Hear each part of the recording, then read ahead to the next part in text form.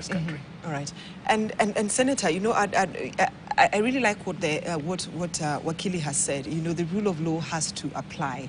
And there's that respect that has to be there between the judiciary and the executive. You know, the three arms of government, the executive, the legislator, you know, just the three arms of the government. And that is what we are seeing that's lacking, just from my understanding from what Wakili is trying to say. So what would you make of when the president meets the Chief Justice and says, I have, you know, I will disburse this millions of shillings for employment of judges, yet the budget-making process lies with the, you know, that mandate is with Parliament. You know, one thing you need to know, government is an organic body. It can't function when you say, okay, absolute separation really can't happen if you want government to function effectively and deliver their mandate. So if you say, yes, budget-making process happens in Parliament, but you also need the goodwill from that end.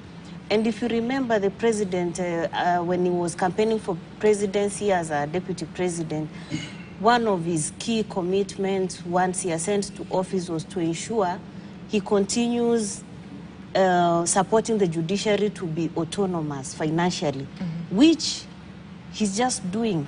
When you call the judiciary to discuss with them matters which already are happening, I do not see why you should make headlines as it for it to be news. So for you, it was okay for the president to meet the It's a good thing because, as I said, government is organic. Absolute separation cannot happen. For a good working relationship, you need all these three arms of government to work closely.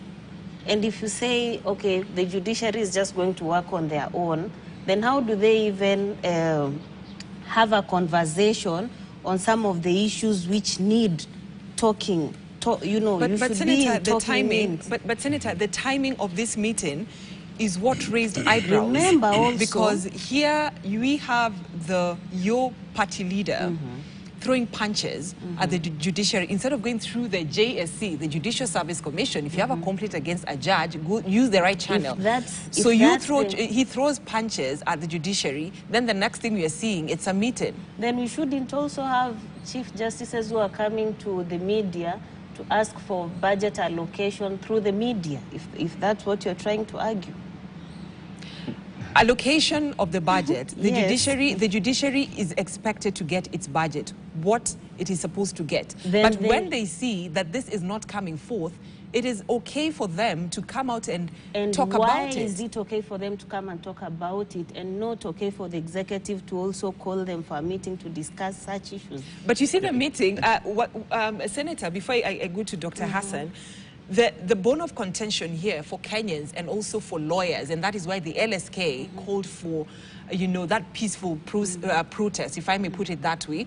Wakili, I may put it that way. It was a peaceful protest by, you know, the Law Society of Kenya, where you're a member. As allowed by the Constitution. As allowed by the Constitution.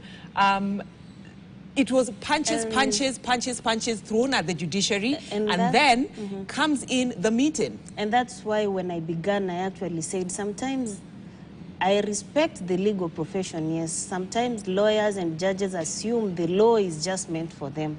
The law is also meant for members of the public. Look at this case. Affordable housing is a good baby.